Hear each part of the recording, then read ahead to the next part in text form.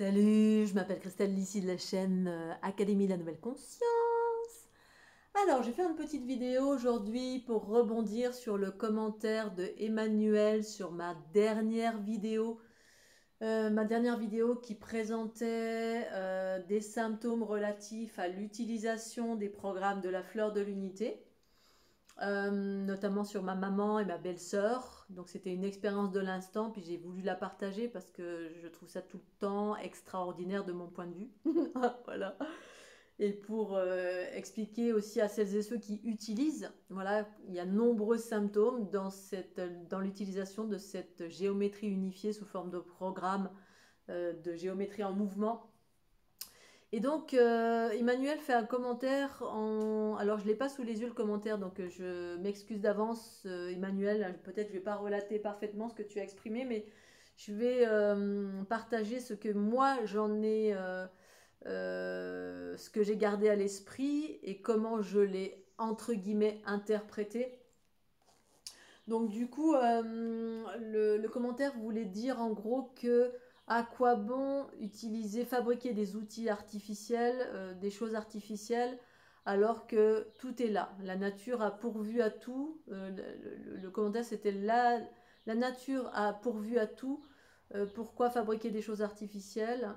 C'est juste que on ne sait plus sentir, on ne sait plus voir, on ne sait plus. Enfin bref, le commentaire d'Emmanuel voulait dire qu'en gros, on ne voit, on ne discerne plus, on ne sent plus, alors qu'en fait, notre corps est l'univers, respectons-le.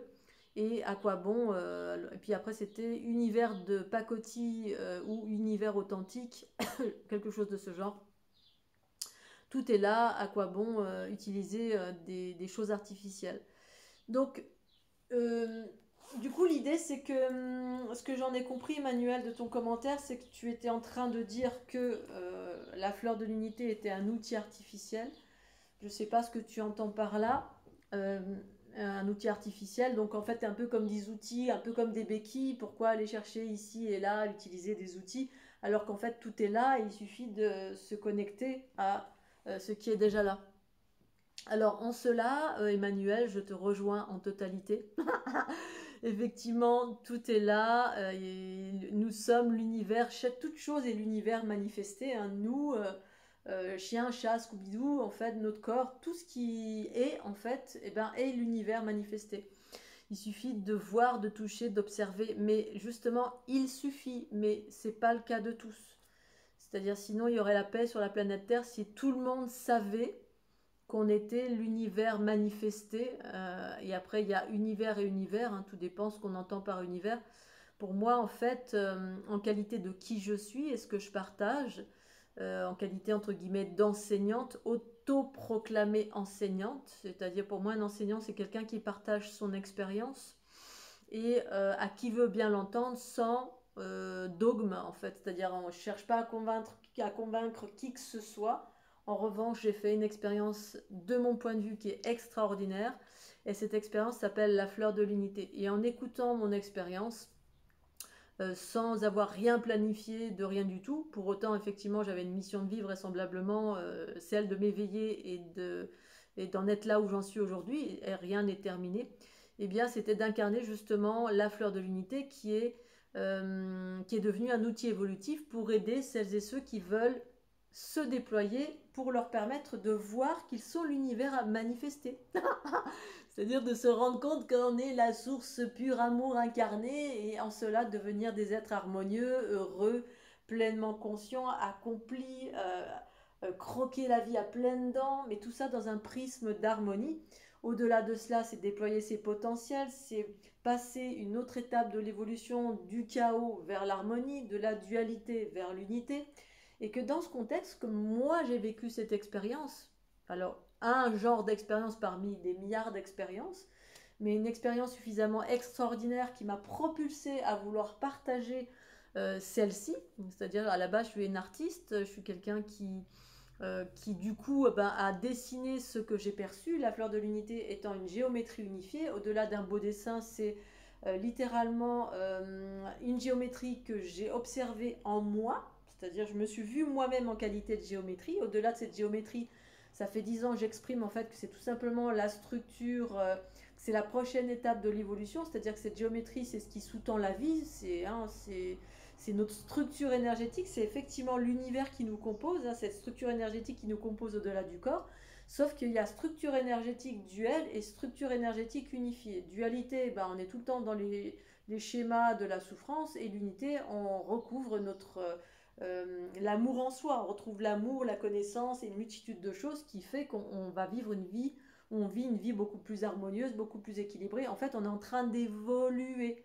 Hein, parce que tout évolue, tout le vivant, tout, et l'évolution se produit par cycle. Et dans ce contexte, ce qui permet de faire évoluer les individus sur la planète Terre, eh bien, c'est souvent certains êtres qui sont des précurseurs. Précurseurs en quoi? Parce qu'ils ont vécu des expériences au-delà de l'individu lambda qui est dans métro boulot dodo.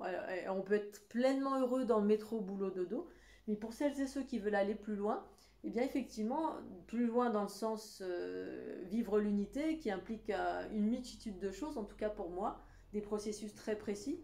Et dans ce contexte-là, il s'avère que ces précurseurs partagent leur réalité à travers leur expression, leur expérience, potentiellement des outils qu'ils ont mis au point, mais c'était pas prémédité. Certains oui, d'autres non. Il y en a qui c'est des chercheurs, ils cherchent, ils regardent les choses des anciens et puis ils cherchent les trucs de Nikola Tesla, les formules, les machins. Ok. Puis d'autres vivent, la lumière s'illumine comme ça, c'est-à-dire vous avez une information, c'est de la science infuse, hein, boum, on vit un truc, on comprend plein de choses parce qu'on est baigné dans un champ informationnel de par ce déploiement de cette conscience. Et de là, hop, intuitivement, un pas après l'autre, se déploie un truc. Ce truc s'appelle la fleur de l'unité, alors un outil artificiel, je ne sais pas ce que tu entends par artificiel. Pour moi, un peu, pour donner un exemple, c'est un peu comme si on vit notre réalité, cette réalité est harmonieuse. J'ancre quelque chose sur la planète Terre via le fait que je dessine ce que je perçois, la création, avec un enseignement qui va à côté. Il s'avère que cette géométrie conçue d'une certaine façon, avec des algorithmes d'une certaine façon, avec des couleurs d'une certaine façon, avec une rythmique d'une certaine façon, ça projeté sur le corps ou observable, donc en suivant ce dessin a été fait en pleine conscience avec plein d'informations relatives à la conscience universelle que j'ai incarnée. Donc du coup, il est empreint d'une certaine conscience, une conscience qui est à un stade plus évolué que l'ensemble de l'humanité, en tout cas c'est mon point de vue, à un point tel que quand on le regarde ou quand on le projette sur le corps, eh bien ça vient activer, ça vient vous équilibrer et activer des micro-mouvements et activer ce que j'appelle moi une kundalini, mais de façon très très très douce et équilibrée, ça nettoie en fait. Bref, ça déploie plein de nouveaux archétypes et ça a des symptômes à proprement dit lorsque les individus l'utilisent. Alors bien évidemment après c'est relatif à chaque individu, mais tout ça pour dire que c'est un peu comme vous vivez dans une autre réalité. Un jour vous avez une expérience extraordinaire, n'importe qui sur la planète, hein, vous voyez tout d'un coup des choses et vous savez des choses et vous êtes connecté au champ informationnel plus vaste, donc vous avez comme une forme de... Ici-bas sur la planète Terre, on appelle ça la science infuse, ou comme Einstein, ou des gens qui ont eu comme ça des lumières d'un coup, puis ils ont fabriqué des trucs extraordinaires. Ça venait de nulle part, ça se basait sur rien, c'était juste, vous êtes connecté, tout d'un coup il y a la lumière qui se fait. Puis vous vivez un truc génial, génial, qui est heureux, harmonieux, sous n'importe quelle forme. Et puis ça, vous arrivez à le partager à l'ensemble, via le verbe ou via un outil, voilà, aujourd'hui, qui s'appelle la fleur d'unité. Eh bien, c'est un peu comme si vous voyez, vous vivez des choses, vous savez des choses, et vous avez manifesté une chose qui va permettre à d'autres de se hisser potentiellement à une chose similaire, mais avec votre teinte à vous, qui s'appelle l'harmonie. Et cette chose que vous êtes en train de vivre, les autres ne le vivent pas. Et du coup, les précurseurs servent à cela. Ils sont avant-gardistes en ayant vécu un truc ou inventé un truc, et ce truc-là est devenu un outil qui permet à l'ensemble, en tout cas l'ensemble, celles et ceux qui sont en quête, de pouvoir accélérer leur processus évolutif pour les amener vers plus d'eux-mêmes. L'idée, c'est de pas d'utiliser H24, pas H24, mais d'utiliser toute sa vie cette géométrie. L'idée, c'est que de comprendre l'ensemble de l'enseignement et que cette chose-là vous amène vers vous-même. C'est-à-dire l'idée, c'est d'incarner la conscience universelle. Ça vient propulser les êtres à ce niveau-là, ça vient les équilibrer à ce niveau-là, jusqu'à ce que vous soyez suffisamment grand pour ensuite déployer cette conscience et que vous n'ayez plus besoin d'outils extérieurs. mais c'est une aide pour celles et ceux qui ont besoin d'avancer, et puis bah, parfois c'est difficile. Donc c'est un peu comme si vous êtes dans un autre monde, et puis vous voyez ça, les autres ne voient pas. Et donc dans cet autre monde, vous voyez un arbre, et cet arbre, il rayonne un truc complètement de ouf. Ou alors vous voyez que vous-même, vous êtes au-delà de votre corps physique, vous voyez que vous êtes un arbre. Alors, moi, c'était un peu ça, en fait. C'est-à-dire que j'ai vu cette forme qui était moi, c'est-à-dire que on est, pour ma part en tout cas, on est, j'ai une forme qui est humaine et j'ai une forme qui est bien plus vaste qu'humaine. Alors il y a d'abord les souffles on va dire le souffle du corps humain, ce qu'on appelle les auras, le corps physique, les auras qui sont les souffles du corps physique, et ensuite il y a une autre structure qui s'appelle le corps cosmique. Et ce corps cosmique, c'est la création. C'est la création où vous êtes tous. C'est cette structure qui sous-tend la vie. Sauf que très peu voient cela. Moi, j'ai commencé à voir cela. Je me suis vue en qualité de cela, avec tout ce que ça impliquait. Et cette chose-là a été unifiée, c'est-à-dire que j'ai vécu un processus d'équilibrage qui a amené un processus d'unité, et je me suis mise ensuite à incarner cette chose-là. Et c'est un peu bah, pour exprimer que voilà, et sur d'autres plans de conscience, et ben, j'ai vu que j'étais de la géométrie, je suis une conscience unifiée, ce que j'appelle matrix génétrix. Et en fait, on est tous plus ou moins cela, sauf qu'il y en a, ils sont ça, d'autres, ils sont ça. Et puis en fait, c'est un peu comme la poupée russe, hein, sur des plans plus élevés de ma conscience. Je suis une géométrie créatrice de la vie, voilà, qui absorbe et émet, qui a un mode émission-réception, création, et qui transmute avec les phénomènes des trous noirs. Donc c'est comme si dans les galaxies, les multivers, bah, il y a plein de formes de vie, et puis dont un processus de création de la vie harmonieuse à travers une géométrie qui crée la vie. Et en fait, cette géométrie, c'est tous les méridiens qui nous composent. Bref, c'est tout simplement euh, comme si vous êtes sur un autre monde, et puis personne ne voit l'arbre harmonieux qui est en train d'émaner de belles fréquences, et tout le monde est dans le métro de boulot dodo, dans la souffrance, dans le jugement, dans ceci, cela, puis vous mettez un jour à dessiner cet arbre pour montrer aux êtres humains ce qu'est un arbre plein de fruits, voilà, qui est là dans le don, dans la générosité, qui est tout le temps en train de fleurir, et personne ne le voit, et vous le voyez parce que vous avez une conscience plus élargie, et vous mettez un jour à le dessiner, et puis ensuite donc comme cet arbre il est dans une autre dimension plus élevée, et qu'il en plus c'est quelque chose de très harmonieux qui déploie des choses complètement incroyables, que vous ressentez que de l'amour, vous mettez à le dessiner avec la conscience de l'arbre, et puis cet arbre vous le montrez aux gens, et puis un jour vous le mettez en mouvement, et puis vous l'utilisez comme outil évolutif pour permettre aux gens de voir cet arbre un jour et de devenir cet arbre. Là l'idée c'est de devenir soi-même, pas devenir, mais de prendre conscience qu'au-delà de la part humaine, nous sommes des choses bien plus vastes. Peut-être pas l'identique de cristal ici, mais c'est un peu comme si j'avais observé les fondations de la vie que je suis et que vous êtes tous, et qui a associé aux lois d'unité et d'expansion, c'est-à-dire il y a des lois mathématiques reliées à la conscience universelle, amour, et que ça, c'est devenu un outil pour celles et ceux qui sont en quête. Maintenant, on peut très bien rester à l'âge de pierre, on peut être confortable. En fait, ça s'adresse, cet outil est venu ici-bas comme une aide, en fait. Une aide dans le sens où j'ai vécu ça et que je me suis senti l'élan irrésistible de partager. Ensuite, c'est devenu une activité, tout en sachant que il y a une partie de mon travail est gratuite, une autre partie est payante parce que c'est mon activité principale. J'en fais pas un business parce que je gagne très très peu, je vis très simplement. Donc ça c'est pour rebondir sur la notion de gratuité, puisque Emmanuel, tu as évoqué la notion de oui, tout est là gratuitement. Donc j'ose espérer, enfin peut-être j'ai pu penser que tu es en train de te dire merde, c'est un outil artificiel, en plus il est payant, voilà, en fait tout est déjà là. Bah oui, tout est déjà là. Mais il y en a qui ont du mal à accéder à cette unité, à cet amour, à cette observation, à ce ressenti. Et c'est normal parce qu'on est en train de quitter un cycle évolutif. Ce cycle évolutif s'appelle la dualité. Et dans cette dualité, on a vécu un chaos extraordinaire. On porte les stigmates du passé pour tout à chacun. Donc du coup, l'idée, c'est qu'au-delà de cette géométrie, je partage également une conscience, mais cette géométrie est là justement pour vous nettoyer et faire table rase de ce passé qui nous englue tout à chacun, et qui nous englue du fait qu'on ne voit pas qu'on est pur amour et qu'on est l'univers manifesté, c'est une évidence. Et donc, de tout temps, il y a toujours eu des êtres qui ont surgi sur la planète Terre, quelle que soit la façon dont se sont manifestés ces aides, à travers le verbe, à travers des outils qui ont été créés par des génies, par ceci, par cela. Voilà, Einstein, il a créé des trucs extraordinaires. C'est devenu malheureusement des outils très souvent involutifs et de destruction, parce qu'il y a des forces involutives ici-bas sur la planète Terre. Mais tous les gens qui ont eu des génies ou des ouvertures comme ça, des éclairages, des illuminations, eh bien, en tout cas, moi, c'est ce que j'ai pu observer, ont envie de partager. En fait, c'est pour le bien du plus grand nombre. Euh, et, euh, et voilà, et en fait, bah, après, libre à chacun d'utiliser ou pas.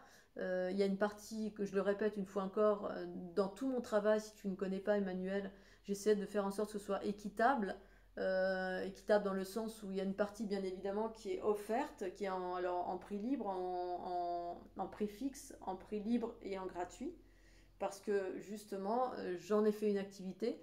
Je préfère avoir cette activité-là à plein temps de ma conscience universelle qui s'est déployée depuis 2012, plutôt que de continuer à nourrir un système auquel je ne crois absolument plus du tout, c'est-à-dire nourrir un système patriarcal à travers une société où métro, boulot, dodo, avoir un emploi nourricier, ok, je vais travailler, et puis comme ça je pourrais faire tout gratuit d'un côté.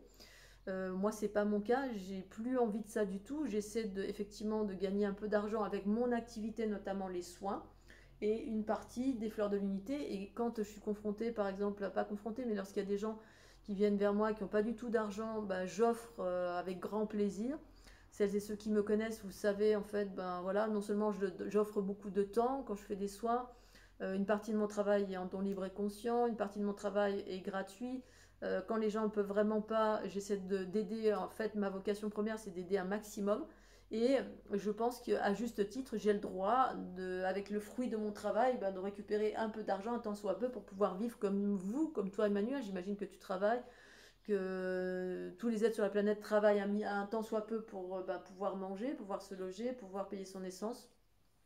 Et moi, je ne retire pas beaucoup d'argent de ce que je fais, et quand bien même, je pense que c'est tout à fait juste parce que justement, dans mon activité, eh bien, je veille à ce que ce soit équilibré, je veille à ce que ce ne soit pas fermé à l'ensemble. Celles et ceux qui se sentent en résonance et qui sentent que ça peut les aider, bah, je peux ouvrir en grand s'il n'y a pas d'échange d'argent. Et je trouve que l'échange d'argent est tout à fait juste parce que moi, plein de fois dans ma vie, bah, j'avais de l'argent et eh bien, j'étais comment dire, en amour et en générosité d'offrir quelque chose en échange de quelqu'un qui me fait du bien. On est dans un monde d'échange, pas forcément conditionnel, parce que moi, je peux offrir des choses, j'attends rien en retour. Mais par contre, la vie fait que il y a toujours quelque chose qui revient, parce qu'on est toujours dans ces vases communicants en permanence, et on reçoit ce qu'on a émis, en fait. Donc voilà, je voulais faire un petit point sur la notion du commentaire d'Emmanuel, la notion où vraisemblablement tu parlais d'un outil artificiel où tout est là, c'est vrai que tout est là, mais force est de constater que les êtres humains sur la planète Terre ont besoin d'aide jusqu'à ce qu'ils soient autonomes et que des aides, voilà, quand vous êtes dans le fossé en train de demander de l'aide, eh ben, je vais pas dire à la personne, bah écoute, démerde-toi, tout est là, voilà, hein, rentre en toi, vois que tu es l'univers quand quelqu'un est vraiment en demande.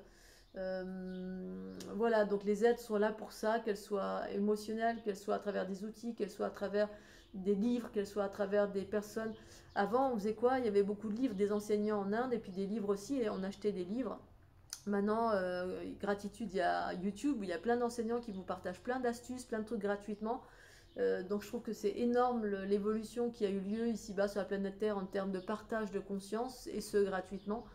Et en plus, celles et ceux qui font plein de choses au-delà, qui font du contenu, moi j'ai créé plein de contenu, il est gratuit pour partager ma conscience. En fait, à la base, derrière, il n'y a rien, il y a juste l'envie de partager. Un outil pour celles et ceux qui cherchent à aller mieux, à aller bien. C'est vraiment quelque chose qui était un élan du cœur à la base et qui l'est toujours. Et en cela, pour moi, ça n'a rien d'artificiel. Quand vous dessinez un arbre que personne ne voit, ben, c'est un dessin. Ce dessin, il est porteur de votre élan d'amour. Voilà, vous avez vibré, vous avez été joyeux, ou quel que soit, vous avez une émotion derrière qui est en lien avec ce dessin que vous avez créé. Comme un peintre, un artiste qui peint quelque chose, il y a quelque chose qui le fait vibrer, il a envie de le peindre, alors de la joie bien évidemment, parce que moi je parle de joie et d'harmonie. Il y a des gens qui sont tordus et qui sont artistes et qui peignent leur tristesse et leur chaos intérieur. Moi c'est l'inverse, je peins ma joie, je partage de la joie, de l'amour, de la légèreté en lien avec cette conscience universelle. Autant au niveau de mes peintures qu'au niveau de cette géométrie.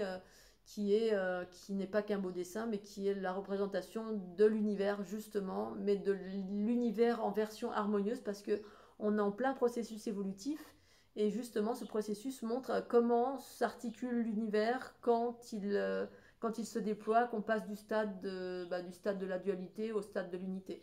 Et c'est pour ça que ça c'est actif sur les personnes qui regardent ou qui reçoivent sur le corps, parce que c'est une géométrie qui a été dessinée en pleine conscience, en suivant les lois d'unité et d'expansion harmonieuse, impliquant le féminin, le masculin et l'unité des deux, donc ce processus de triunité en lien avec les matrix Génitrix. Voilà, ensuite libre à chacun de se sentir en résonance ou pas.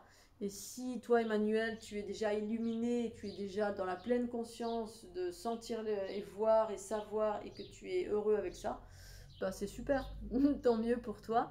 Mais regarde autour de toi, force est de constater que ce n'est pas le cas, sinon il y aurait la paix sur la terre. Et si toi tu es déjà illuminé, bah, je ne saurais trop t'encourager que de partager, d'ouvrir ta propre chaîne et de partager tes expériences pour aider celles et ceux qui sont en quête justement de ce bonheur, de cette joie, de constater que nous sommes l'univers, mais l'univers harmonieux bien évidemment. Voilà, puis je vais m'arrêter là, et sur ces belles paroles, mouah, je vous fais un gros bisou Scooby-Doo. Allez, à tout bientôt, tchuss.